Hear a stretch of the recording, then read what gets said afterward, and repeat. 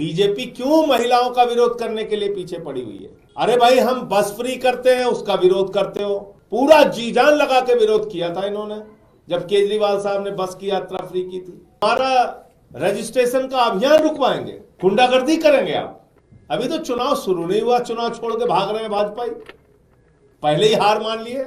जहां मोदी बैठे हो, जहां अमित शाह बैठे हो, दो जासूस करें महसूस की दुनिया बड़ी खराब है। आज में कोई जासूसी कर सकता है? नेता जो देश के 10 साल प्रधानमंत्री रहे, आपने उनका इतना बड़ा अपमान किया।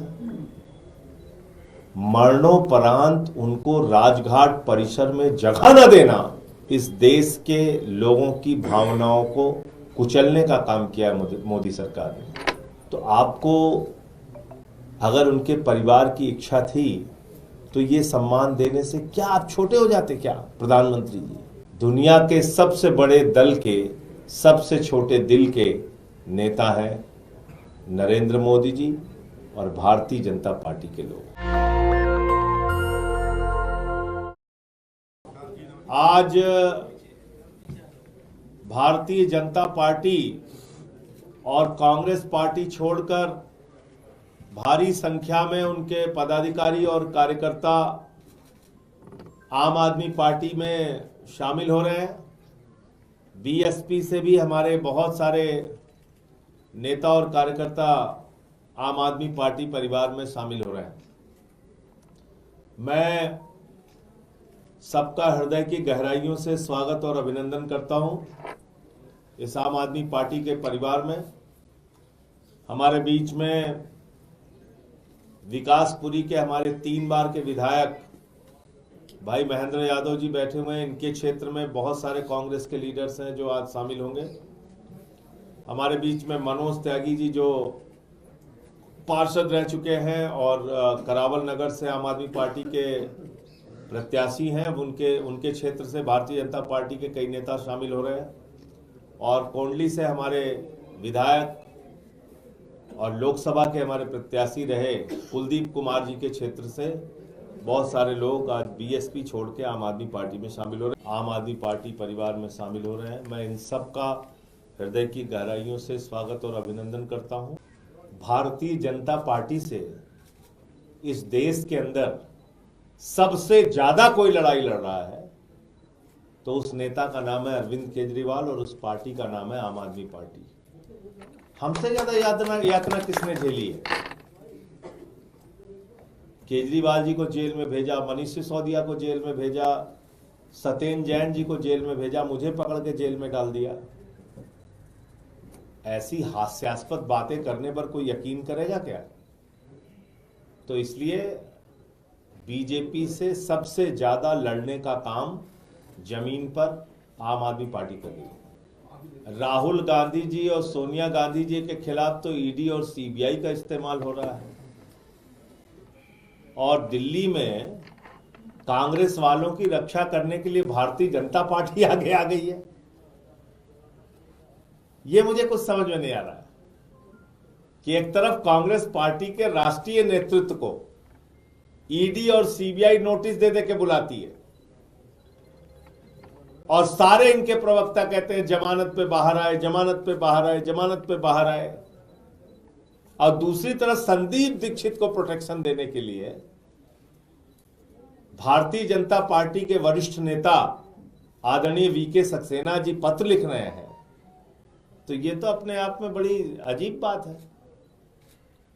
वीके सक्सेना जी भारतीय जनता पार्टी के वरिष्ठ नेता हैं और उनको कम से कम ये पता होना चाहिए कि कोई चुनावी अभियान को कोई दूसरी पार्टी का नेता रोक नहीं सकता।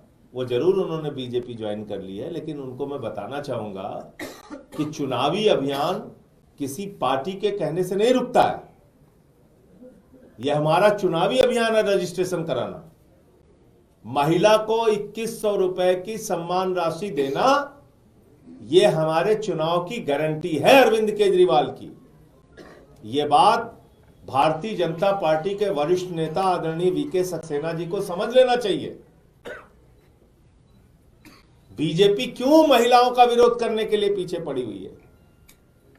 अरे भाई, हम बस फ्री करते हैं उसका विरोध करते हो।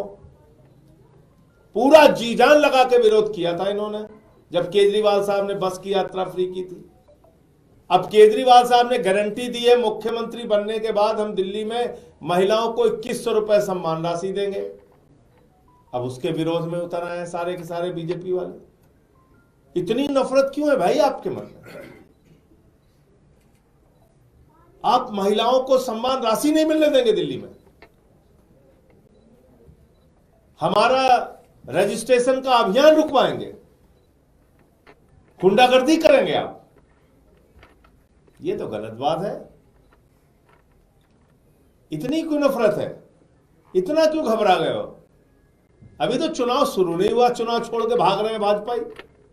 पहले ही हार मान लिए। हमारी बहनों ने ही डरा दिया इनको, हमारी माताओं बहनों ने ही भाजपाइयों को डरा दिया है। सोचिए अभी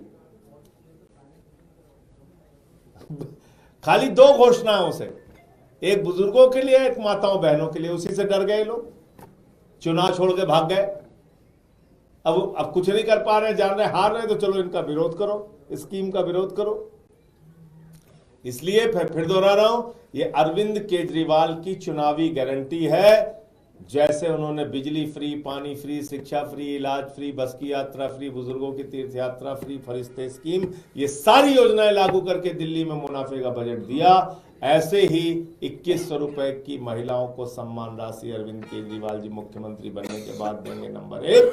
और संजीवनी योजना के तहत 60 साल के ऊपर के बुजुर्गों को कंप्लीट पूरी तरीके से फ्री इलाज, चाहे प्राइवेट हॉस्पिटल में हो या गवर्नमेंट हॉस्पिटल। पंजाब द्वारा स्वीपिंग के आरोप पे क्या बोलेंगे आप? इसमें अलग से एक सेपरेट जांच का ऑर्डर दिया है एलजी ने उस मामले में। अरे भैया, जब जहां मोदी बैठे हों, जहां अमित शाह बैठे हों, 2 जासूस करें महसूस की दुनिया बड़ी खराब है? उनके राज में कोई जासूसी कर सकता है? 2 जासूस तो खुद ही बैठे हुए हैं इस देश की सत्ता पे, उनके राज में कौन जासूसी कर सकता है?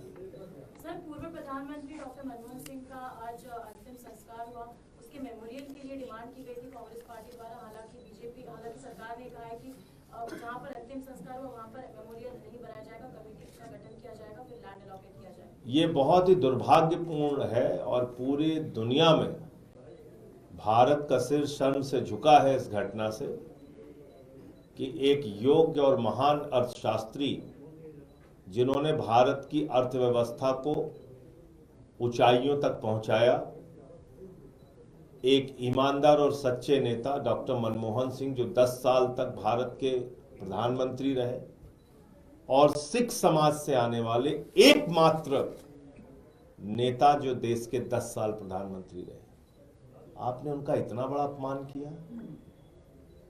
मरणोपरांत उनको राजघाट परिसर में जगह न देना इस देश के लोगों की भावनाओं को कुचलने का काम किया मोदी सरकार ने।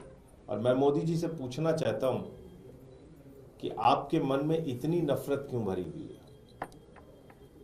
अरे, देश के प्रधानमंत्री रहे डॉक्टर मनमोहन सिंह जी,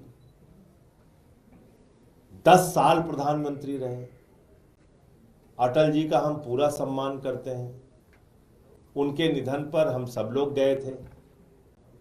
उनका अंतिम संस्कार राजघाट परिसर में ही हुआ, उसी क्षेत्र में हुआ। जितने और प्रधानमंत्री देश में जिनका निधन हुआ, किसी एक का नाम बता दीजिए जिसका निगम बोध घाट पे अंतिम संस्कार हुआ। तो आपको अगर उनके परिवार की इच्छा थी तो ये सम्मान देने से क्या आप छोटे हो जाते क्या प्रधानमंत्री जी? आपने आज ये साबित कर दिया कि आप दुनिया के सबसे बड़े दल हैं, लेकिन सबसे छोटे दिल हैं। दुनिया के सबसे बड़े दल के सबसे छोटे दिल के नेता हैं नरेंद्र मोदी जी और भारतीय जनता पार्टी के लोग।